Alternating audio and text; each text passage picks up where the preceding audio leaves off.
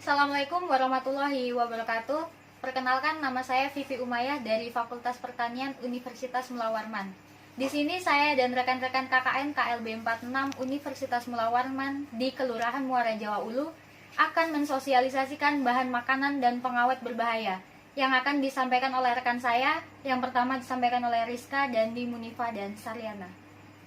Menurut Permenkes Menteri Kesehatan Republik Indonesia Nomor 33 Tahun 2012, adapun bahan tambahan makanan yang diizinkan terdiri dari golongan antioksida, pengental, pengatur keasaman, pewarna, pemutih dan pematang, pengemulsi, pengeras, pemanis, pengawet, dan penyedap rasa.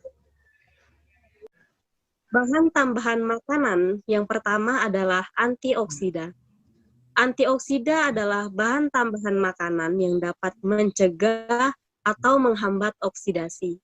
Biasanya antioksida ini digunakan dalam pembuatan minyak goreng. Berikut gambar yang kami sertakan. Bahan tambahan pangan yang kedua adalah zat pengental. Jadi, zat pengental ialah bahan yang dapat memekatkan atau mengentalkan dan menstabilkan makanan yang bercampur air membentuk kekentalan tertentu. Misalnya gum arabik, agar-agar, amilosa, pektin, gelatin, CMC, dan karagen.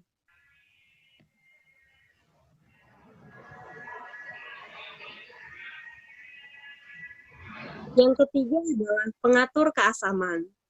Bahan tambahan makanan yang berupa zat pengatur keasaman ialah bahan tambahan yang dapat menghasilkan, menetralkan, dan mempertahankan derajat keasaman.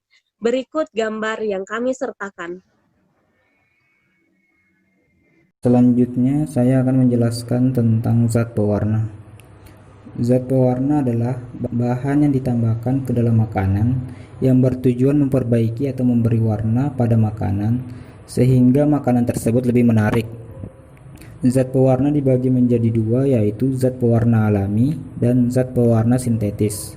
Zat pewarna alami adalah zat yang digunakan pada pewarna makanan yang diperoleh dari bahan alam, seperti warna hijau dari daun pandan atau suji, warna kuning dari kunyit, warna oranye dari wortel, warna coklat dari karamel atau gula yang dipanaskan, dan gula merah, warna merah dari daun jati, warna ungu dari kulit buah manggis, dan lain-lain.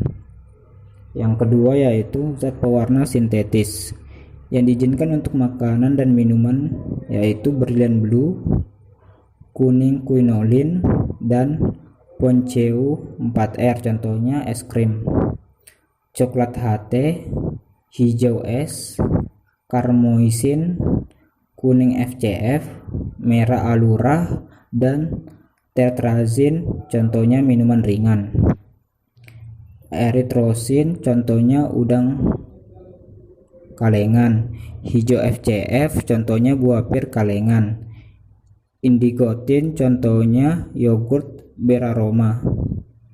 Selanjutnya adalah contoh pewarna alami seperti yang ada di gambar di atas, yaitu ada daun pandan, ada jahe, ada kunyit, ada wortel, ada buah manggis, dan lain-lain. Sedangkan contoh pewarna sintetis yang diizinkan yaitu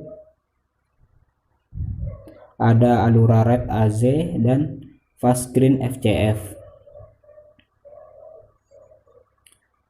Yang selanjutnya adalah zat pewarna yang tidak diizinkan. Yang pertama adalah rodamin B, yaitu pewarna sintetis berbentuk serbuk kristal, berwarna hijau atau ungu kemerahan, tidak berbau dan dalam larutan akan berwarna merah terang berpendar. Penggunaan rodamin B hanya boleh untuk pewarna pakaian, namun sering disalahgunakan untuk pembuatan saus. Yang kedua yaitu methanol yellow, yaitu pewarna yang berwarna kuning kecoklatan.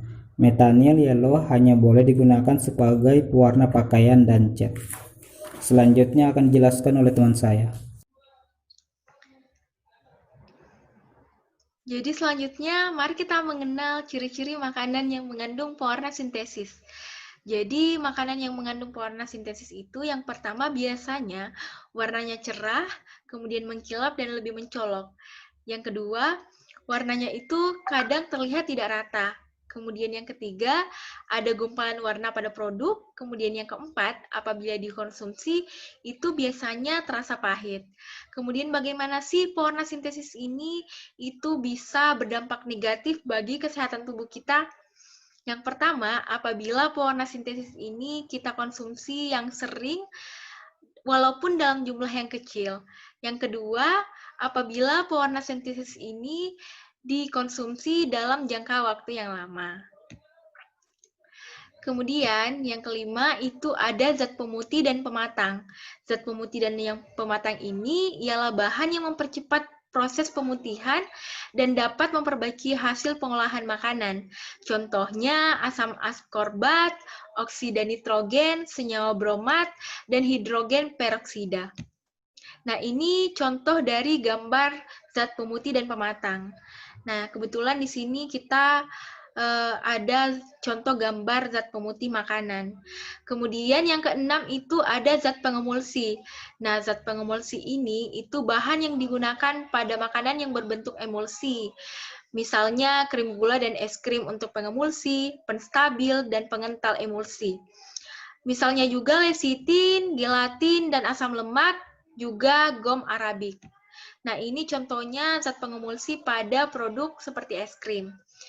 Kemudian yang ketujuh itu ada zat pengeras, di mana zat pengeras ini ialah bahan yang digunakan untuk memperkeras atau mencegah makanan itu menjadi lunak.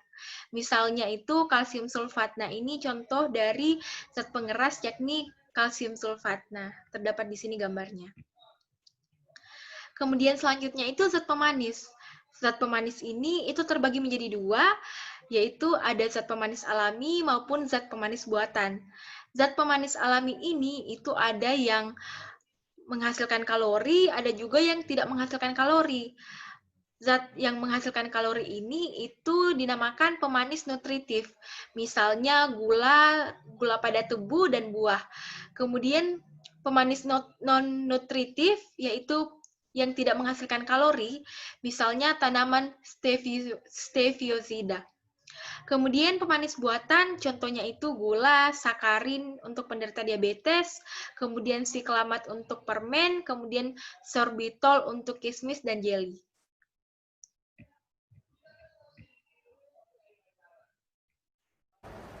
Assalamualaikum warahmatullahi wabarakatuh. Perkenalkan, nama saya Sarlin Ramadhani. Saya dari Fakultas Ilmu Sosial dan Ilmu Politik, Program Studi Ilmu Pemerintahan. Di sini saya akan melanjutkan pemaparan poin ke-9 yaitu tentang zat pengawet. Proses pengawetan pada makanan sendiri terbagi menjadi dua, yaitu proses pengawetan secara metode tradisional dan metode secara modern. Yang pertama, contoh pengawetan makanan secara metode tradisional itu seperti pengeringan, fermentasi, dan pendinginan. Yang kedua, pengawetan makanan secara metode modern, contohnya seperti pasteurisasi, pengalengan, pembekuan, iradiasi pangan, dan penambahan zat kimia lainnya. Untuk zat pengawet yang sangat familiar dengan kita kan ada contoh seperti formalin dan boraks. Formalin dan boraks ini biasanya digunakan untuk mengawetkan tahu atau mie ataupun bakso. Dan jika dikonsumsi dalam jangka panjang dapat mengakibatkan gangguan jantung, serta sistem pernapasan, ginjal, kulit, bahkan gangguan otak. Selain formalin dan boraks, ada juga 3 macam pengawet makanan berbahaya yang harus dihindari. Yang pertama, natrium benzoat, yang kedua natrium nitrat, yang ketiga TBHQ atau tertiary butydroquinone. Apa sih ketiga ini? Di sini saya akan menjelaskan. Yang pertama, natrium benzoat ini merupakan tambahan atau zat aditif yang digunakan sebagai pengawet dalam berbagai produk makanan dan minuman olahan. Jadi natrium benzoat ini sangat berbahaya bagi tubuh. Kenapa? Karena biasanya natrium benzoat ini dicampurkan ke dalam minuman yang rasanya asam ataupun mengandung vitamin C buatan. Campuran itu akan menghasilkan benzen, yaitu suatu zat kimia yang sangat sifatnya memicu kanker. Yang kedua, natrium nitrat atau adalah bahan pengawet makanan yang digunakan dalam daging olahan seperti sosis, dendeng, ikan atau daging asap, dan juga daging ham. Namun nitrat ini mampu meningkatkan risiko penyakit jantung karena dapat merusak pembuluh darah. Dan juga nitrat juga ini dapat mempengaruhi cara tubuh menggunakan gula sehingga tubuh itu rentan terserang diabetes. Yang ketiga adalah TBHQ atau tertiary butyrhydroquinone adalah bahan pengawet untuk makanan olahan. TBHQ ini biasanya digunakan pada minyak nabati, biskuit, mie, makanan beku atau makanan cepat saji lainnya untuk memperpanjang umur simpan produk. Nah, dari pemaparan zat pengawet tadi, semoga ibu-ibu ataupun kita semua yang akan berbelanja itu mengetahui jenis pengawet apa aja sih yang terkandung di dalam makanan atau produk yang akan kita beli. Jadi poin ke-10 adalah tentang zat penyedap rasa.